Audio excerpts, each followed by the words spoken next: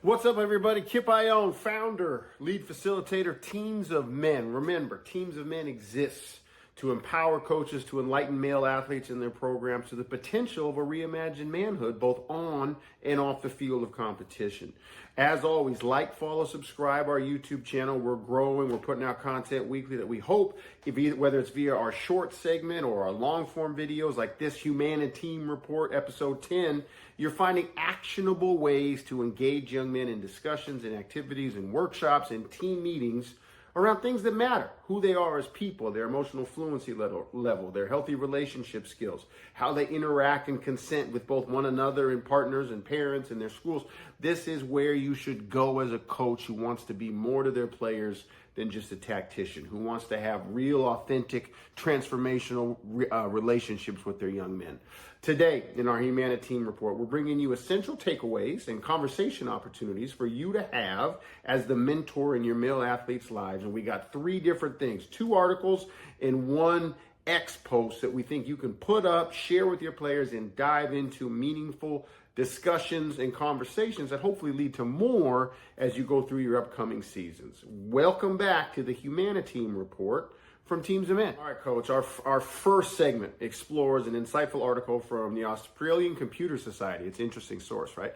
Titled, Young Men Don't Necessarily Want Online Porn or Hate. And it's authored by, make sure we'll cut away here on the screen, David Braw, and it was posted June 20th, 2024.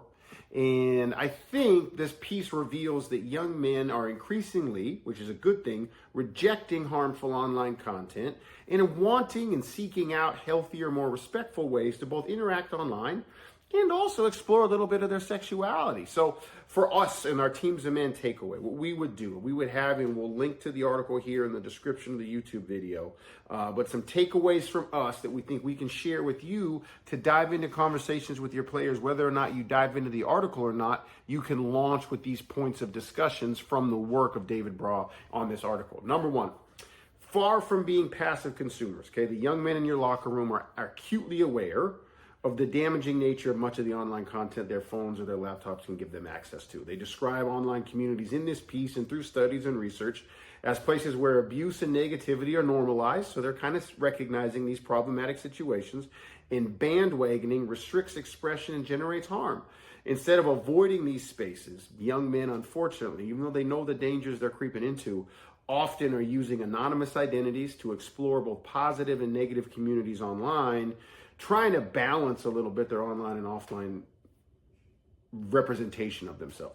Despite the influence of social media algorithms and that amplify exposure to problematic content, if they go on a page and that the algorithm decides they need to show them more of those types of opportunities to surf, many young men are actively trying to seek out inspiring and motivational influencers who promote self-improvement and growth. And that's why one of the biggest tricks we would implore you to do, Coach, is either work with us or ask others, ask your guys who are positive influencers in their accounts, and give your guys a must-follow list at the beginning of the season. Just have them follow on Instagram, on TikTok, positive spaces that you know if they're scrolling, because you're not expecting them to read through every single post of these follows, but if they're scrolling, they might get some reinforcement in a good way, and the algorithms might bend a little bit to their will.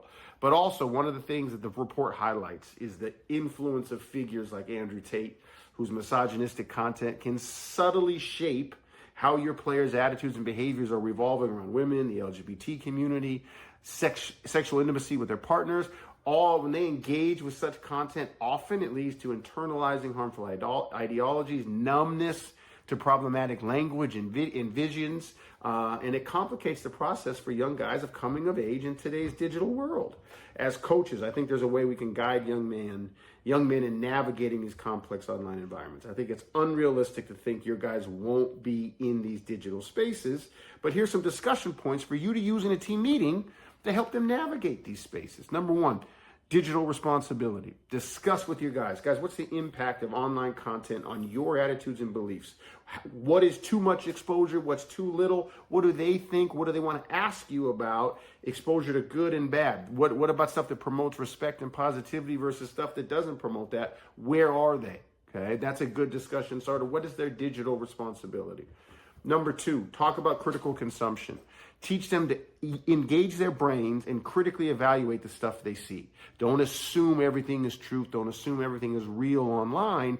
Teach them to see bullshit for what it is.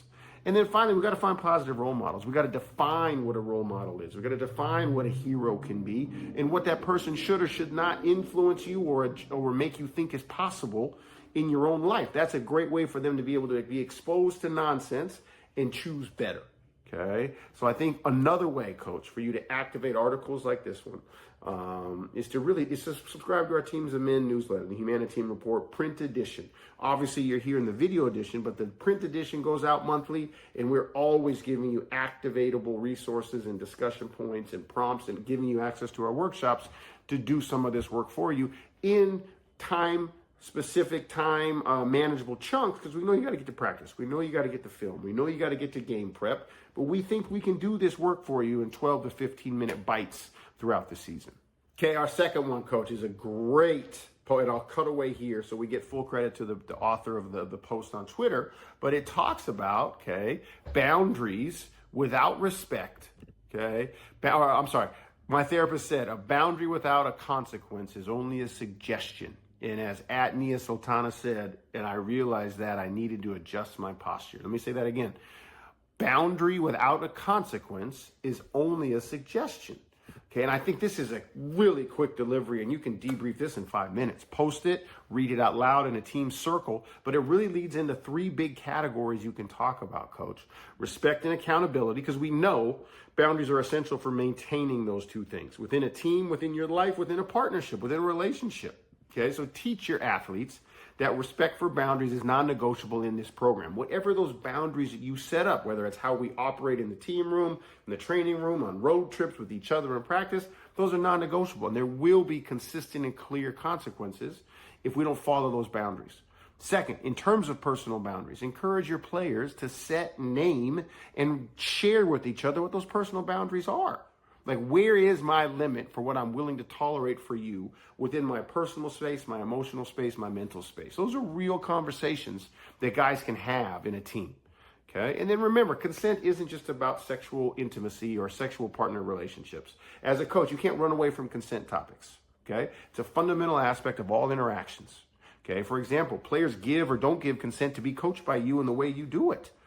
Okay, that's a consent conversation. Grandkids can or can't give consent to hugs and kisses from grandma. That's a consent situation in real life. The boundaries we set up in our team room around, hey, are phones allowed in our team room? Because if I'm changing into my gear for the big rivalry game tonight, do I want your phone out with the potential for you to take pictures of me and post? Those are consent discussions. Those are boundary discussions. Teaching these principles can help your players hone their skills for later on in all the other aspects of your life. Okay. And once again, Coach, if this stuff makes you queasy, if this stuff makes you feel uncomfortable, our in-person workshops, that's what Teams of Men does. We provide hands-on strategies and practical advice in front of your team with you in the room while we're presenting and you're learning right alongside them, shoulder to shoulder, that help enforce boundaries and build accountability. Book a workshop with us. We'll help you with these tough conversations. Finally, Coach, our third and final give for you in this episode 10 of the HuMANiTEAM Report, okay? It dives into a study and conversation topics that are rampant within MRAs, men's rights activism communities. For you, if you're unfamiliar, MRAs focus on perceived discrimination against men, discussing issues like rape, domestic violence, and family law from a perspective that blames women for all the ills and the angst and the stresses that men encounter. And we know from how you build accountability in your players to own their mistakes, stand in your failures, and grow from it, that there's no way you could be behind an MRA group. There's no way you would allow MRA-type thought processes into your team circle when it comes to your athletic sport and your performance as a team. So there's no way we can allow MRA-based thought processes or ideologies into our players' minds as people either. Okay, we know the MRA's perspectives are counterproductive and harmful, especially in how it can shape our male athletes' views on gender equality, relationships. As coaches, we have to be vigilant about the language and the rhetoric our players are exposed to and might be adopting because they might be exposed to MRA online influences. Here's some signs to look for, okay, that we want to give you from Teams of Men to identify if your team members or your program is being influenced by MRA harmful rhetoric. Number one, language and keywords Listen for terms that is used in these communities online or in their face-to-face meetings, such as false accusations, men's rights, feminist bias, gender privilege, or toxic feminism. If you hear those terms, false accusations, men's rights, feminist bias, gender privilege, or toxic feminism, you could have some MRA ideology sneaking into your spaces. Victim mentality. You would never allow this type of thought into your players as, oh, it was the ref's fault that this happened. Oh, it was my teammate's fault that I came up short in that tackle. You would demand that they own their mistakes and grow from it, right? So be aware if your players are discussing men as victims of systemic discrimination without acknowledging or having any fluency in the complexities of gender dynamics. If your guys are constantly using a victim mentality to talk about male men in the world, you could have some MRA rhetoric seeping in. Next thing you really got to pay attention to, coach, and this could be the first one to pop up, negative attitudes towards women. Notice any increasing negativity or dismissiveness towards women or feminism or equal rights, gender violence prevention. This can indicate some exposure to MRA content. And finally, coach, influence of specific figures. If you hear the word Andrew Tate, if you hear concepts like incel community, if you hear other negative, Nick Fuentes, I believe, okay? If you hear other people's names that we know are these MRA activists, it's in your team room and you got to do the work to root it out. Okay. And a call to action for you is to continue to have Teams of Men segments. If you want to have best practices and ways to do that repeatedly, not just one time, that's what our membership's for. Okay. Just $9.99 a month and you'll get activatable lesson plans for a Teams of Men monthly segment with your guys to root out this type of nonsense. And that's it, coach. HuMANiTEAM Report, episode 10 from Teams of Men. Kip Ioane here, thanking you as always. Like, follow, subscribe to our YouTube channel. And remember, fostering healthy masculinity and strong team dynamics starts with real, open, honest conversations.